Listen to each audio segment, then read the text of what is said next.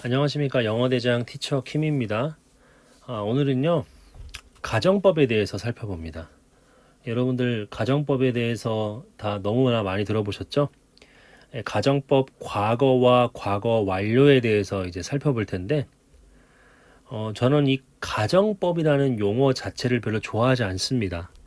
왜냐하면은 이 가정법이라는 말이 이게 영어로 서브정티브 무드거든요.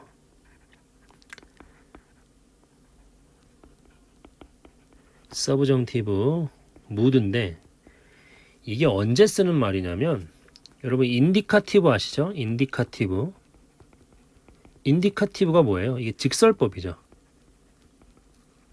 그리고 명령법이 있겠죠. 임페라티브 영어에서는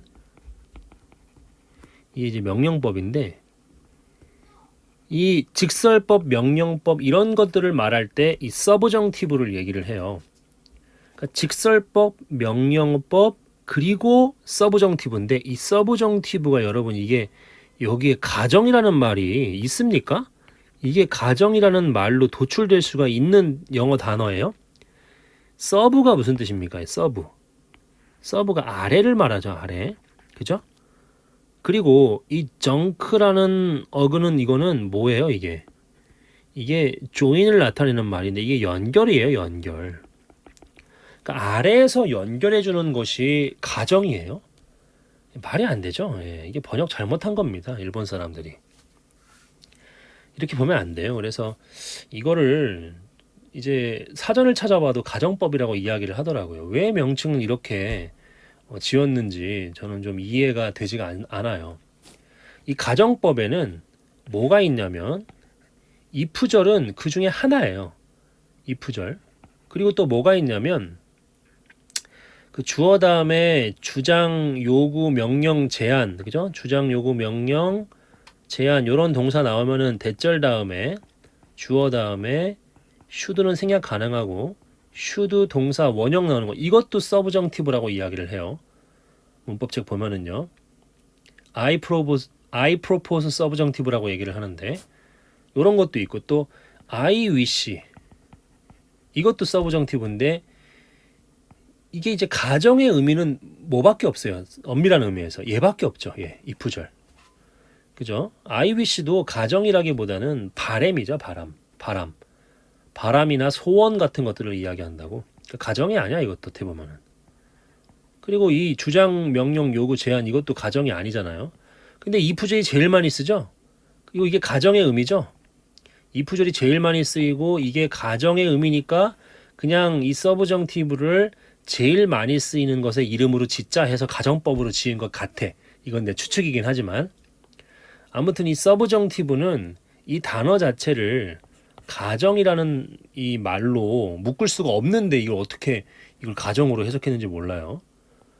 굳이 이거를 한번 제가 다시 번역을 하자면은 뭐 하위 연결법? 그러니까 종속법이라고 얘기를 하는 게 더 나을 것 같아. 이 서브정티브를. 근데 이렇게는 잘 안 쓰죠. 아래에서 연결시켜 주는 거니까 그죠?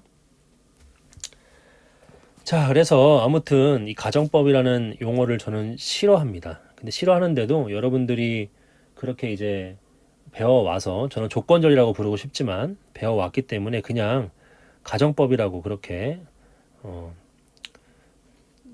전제를 하고 그렇게 이제 살펴보도록 할게요. 자, 오늘 이제 가정법 과거에 대해서 배울 건데 이 가정법 과거가요. 공식이 있죠. 어떻게 씁니까? if 다음에 주어 다음에 뭘 써요? 과거형이에요. 과거형. 여기에는 일반 동사의 과거형도 올 수 있지만 조동사의 과거형도 올 수 있습니다. 아무튼 그렇게 쓰고 주어 다음에 뒤에가 어떻게 돼요? 과거형 조동사가 나오죠. 과거형 조동사가 나오고 그리고 동사 원형이 옵니다. 의미는 어떻게 됩니까? 의미는 두 가지가 있습니다. 첫 번째는 뭐냐면 현재에 이루어지지 않은 사실에 대해서 이야기를 해요. 현재에 이루어지지 않은 사실에 대한 가정을 합니다. 이게 첫 번째 의미고 그 다음에는 두 번째 언제 이 가정법 과거를 쓰는가? 바로 미래에 일어날 가능성이 낮을 때 이 표현을 써요. 여러분 시중에 있는 문법책에서는 요 이야기는 합니다. 가정법 과거를 가르칠 때. 근데 요 이야기는 안 해요. 이거는 이제 다음 시간에 밝혀집니다.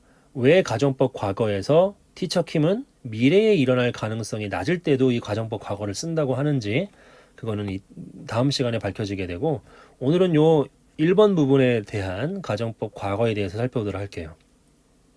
자, 179번 바로 보겠습니다. 자, we think too small이에요. 자, 우리는 너무 작게 생각한다는 얘기죠. 뭐처럼? 깨구락지처럼. 어디에서? At the bottom of the well이죠. 우물 밑바닥에 있는 깨구락지처럼 너무 작게 생각한다는 얘기예요.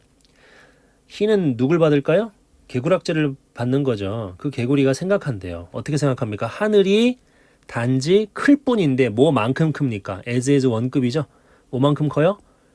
그죠? 우물의 탑, 꼭대기만큼 클 뿐이라고 생각한대.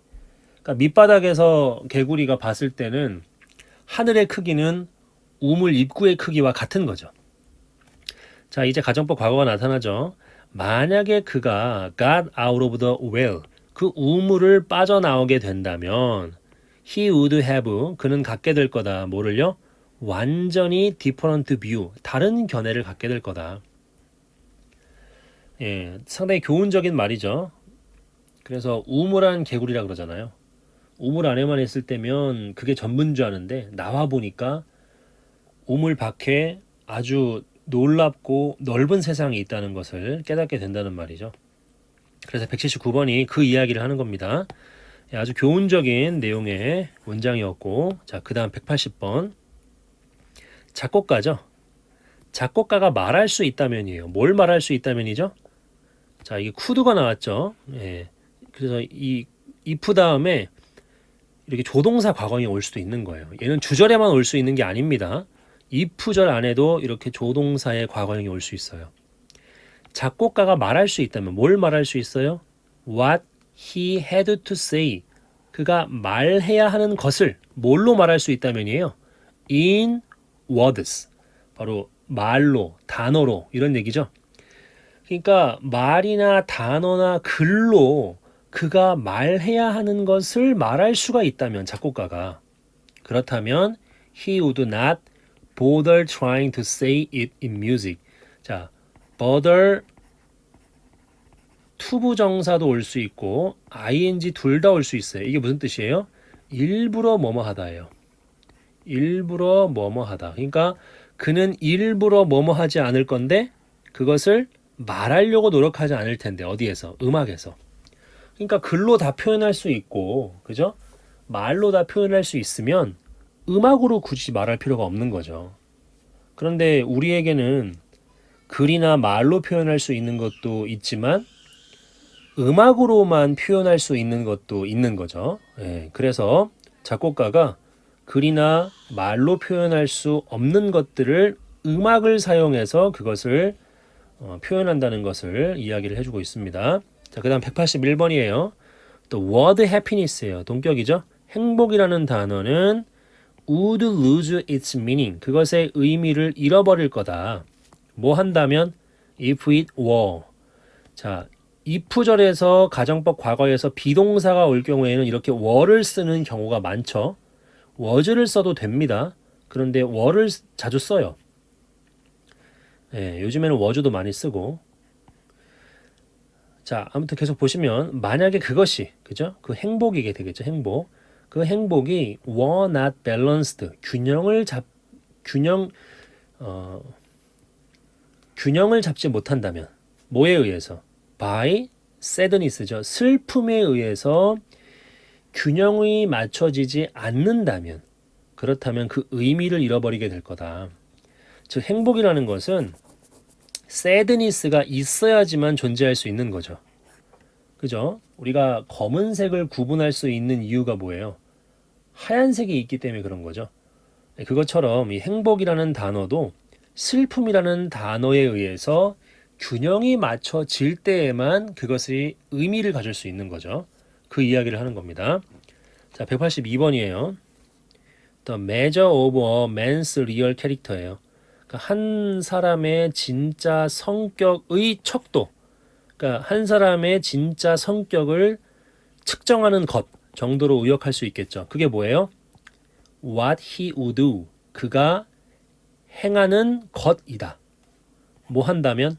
If he knew. 그가 안다면. 뭘 알아요? Nobody would look at him.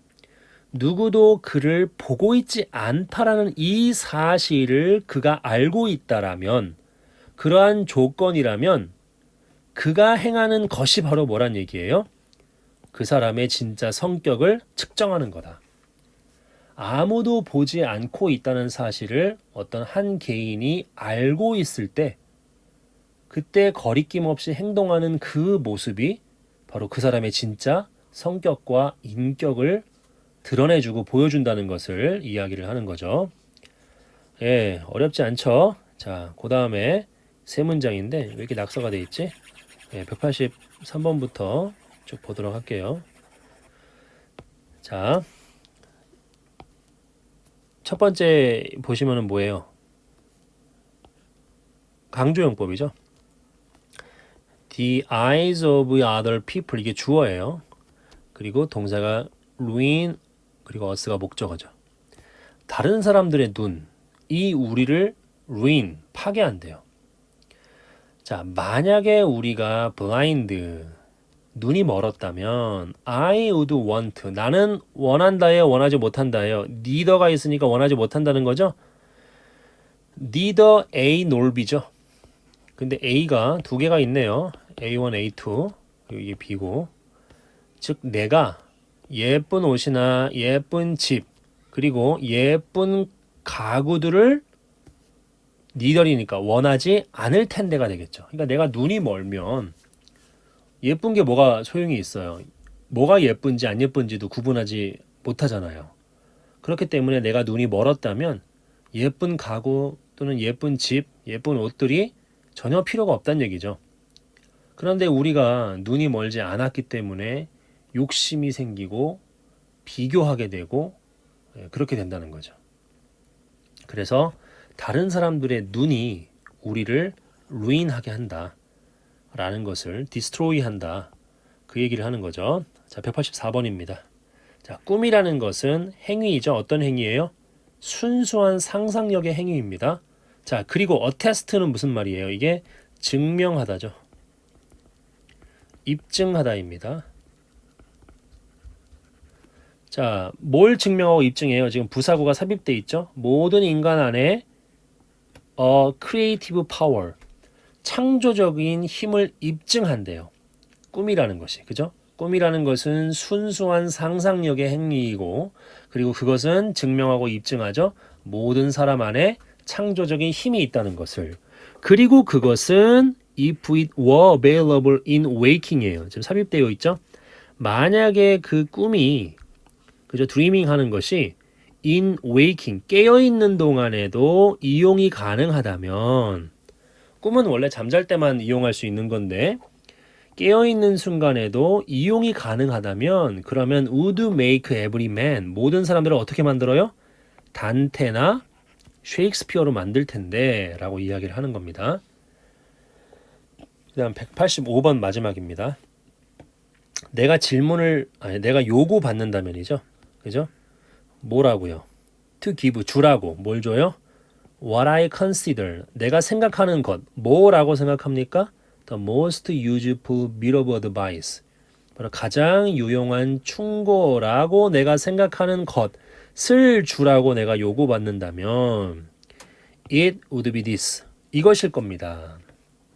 expect, 기대하라는 거예요. trouble, 바로 어려움이죠. 어려움을 뭘로 기대하라는 얘기예요? as an inevitable part of life죠. 그러니까 inevitable, 불가피한 거죠. 그러니까 삶의 불가피한 부분으로서 트러블을 의역하면 받아들여라 정도가 되겠네요. 그리고 when it comes, 이때 it은 trouble이죠. 그 곤경이, 어려움이 찾아올 때 look at it, 그것을 보래요. squarely는 뭐예요? squarely는 정면으로, 그죠? 정면으로 또는 똑바로 똑바로 그것을 보고 and say 말을 하래요. 뭐라고? I will be bigger than you. 내가 너보다 커. You cannot defeat me. 너는 나를 이길 수 없어. 라고 그렇게 정면으로 바라보고 이야기를 하라는 겁니다. 예, 우리가 고난을 많이 회피하려고 하죠. 고난이 비정상적인 거라고 생각을 하고, 그죠? 그런데 이 고통과 고난은 인생에서 당연한 것입니다. 예, 그것을 당연한 것으로 받아들이고, 그죠? 예, 그것에 짓눌리지 않고 잘 극복할 궁리를 해야지. 그래야지 성장하고 이렇게 성숙하게 되는 것 같아요. 그래서 그 이야기를 하는 것 같습니다. Inevitable part of life. 아주 좋은 말이죠. 고난을 그렇게 받아들이라는 거죠. 예. 예, 뭐 문장들 내용은 참 좋습니다, 여러분. 예, 요 정도 문장은 외워둬도 나중에 작문하실 때도 상당히 많이 도움이 될 것 같아요. 자, 다음 시간에는요. 가정법 과거형을 그죠? 계속 배울 텐데 이 가정법 과거형이 미래에 일어날 그러한 희박한 가능성에 대해서도 말할 때 쓰인다는 거 그것을 한번 살펴보도록 할게요. 오늘은 여기까지 하겠습니다. 감사합니다.